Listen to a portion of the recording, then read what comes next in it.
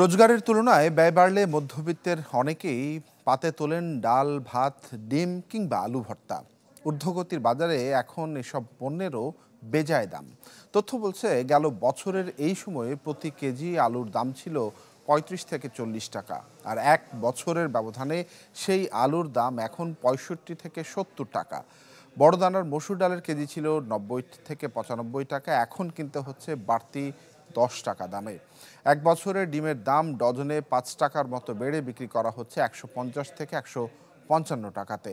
আর মাঝারি চালের দাম গেল বছরের এই সময়ে কেজি ছিল ৫০ থেকে ৫৪ টাকা, যা এখন বিক্রি করা হচ্ছে ৫৫ থেকে ৬০ টাকাতে। নিত্যপণ্যের দামকে বাড়তি বলছেন সাধারণ মানুষ, যার ফলে কমাতে হয়েছে কেনাকাটা।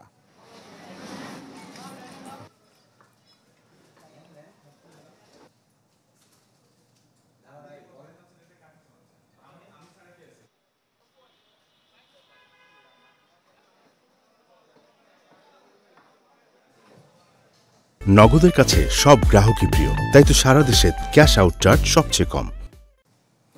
জানিয়ে দিচ্ছিলাম নিত্যপণ্যের যে দামের তারতম্য, সেগুলো এবারে একটু কাঁচা বাজারের দিকে একটু নজর দিতে চাই। কাঁচা বাজারে কি হাল হকিকত? রাজধানীর মহাখালী কাঁচা বাজারে রয়েছেন সহকর্মী নুসরাত মৌমি। মৌমি, নিশ্চয়ই শুনতে পাচ্ছেন, পেঁয়াজ সহ অন্যান্য যে সকল পণ্য রয়েছে সেগুলোর কি অবস্থা এবং কাঁচা বাজারের সার্বিক চিত্রটি আসলে কেমন দেখছেন? আমি আছি রাজধানীর মহাখালী কাঁচা বাজারে। এখানে আজকে পেঁয়াজের দাম যাচ্ছে কেজি প্রতি ১১৮ থেকে ১১০ টাকা পর্যন্ত। অথচ আমাকে বিক্রেতারা জানিয়েছেন গত সপ্তাহ তারা পেঁয়াজ বিক্রি করেছেন ১০০ থেকে ৯৫ টাকায়। এর কারণ কি জিজ্ঞাসা করলে সেরকম কোনো সদুত্তর কেউই দিতে পারেননি। কেউ বলছে বাজারে আমদানিকৃত পেঁয়াজের সরবরাহ নেই বাজারে, যতই বলা হোক আমদানি করা হচ্ছে, তারা এখনও পেঁয়াজ পাননি। আবার কেউ বলছে পেঁয়াজের সরবরাহ ঠিকঠাক থাকা সত্ত্বেও দাম বেড়েই চলেছে এবং প্রতিদিনই কেজিতে ১ টাকা ২ টাকা করে দাম বাড়ছে। তবে আজকের খবর হচ্ছে কাঁচামরিচের দাম গতকালকের বৃষ্টির প্রভাবে এবং আমদানি সংকট থাকায় কাঁচামরিচের কেজি গিয়ে পৌঁছেছে ৩৫০ থেকে ৩৬০ টাকা কেজিতে। অথচ গতকালকেও এই কাঁচামরিচের কেজি ছিল ২৬০ থেকে ২৮০। এমন কিছু বিক্রেতা বললেন তারা ২৪০ টাকা করেও কেজি বিক্রি করেছেন।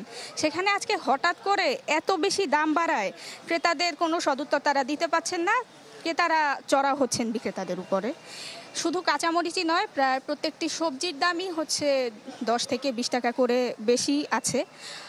যদি জিজ্ঞাসা করা হয় যে দাম কেন এত বেশি, বরাবরের মতো উত্তর যে পাইকারি বাজারে বেশি, তাদের কাছে তেমন কোনো উত্তর নেই এবং বৃষ্টির প্রভাব রয়েছে। তবে আলুর দাম গত সপ্তাহে ৬০ টাকা ছিল, এ সপ্তাহেও ৬০ টাকা আছে। যদিও বাজারে যথেষ্ট পরিমাণ আলুর আমদানি এবং সরবরাহ রয়েছে, তারপরও আলুর দাম কেন ৬০ টাকা, এর উত্তরও আমাদেরকে বিক্রেতারা তেমনভাবে দিতে পারেননি। তাদের উত্তর যে আপনারা পাইকারি বাজারে গিয়ে খোঁজ খবর নেন যে কেন এত সরবরাহ থাকা সত্ত্বেও এবং মৌসুম হওয়া সত্ত্বেও কেন দাম বেশি। এছাড়া রসুনের দাম ঈদের আগে ছিল ১৮০ টাকা, এখন ঈদের পরে আবার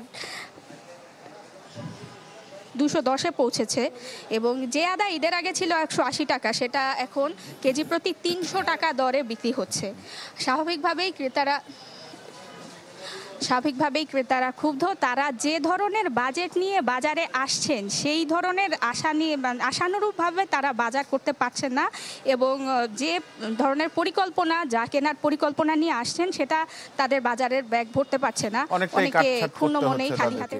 জি মৌমি, ধন্যবাদ আপনাকে আমাদের সঙ্গে যুক্ত হওয়ার জন্য। দর্শক, নুসরাত মৌমি জানাচ্ছিলেন রাজধানীর মহাখালীর কাঁচা বাজার থেকে। কাঁচা বাজারের সার্বিক যে চিত্র সেটি তিনি তুলে ধরছিলেন।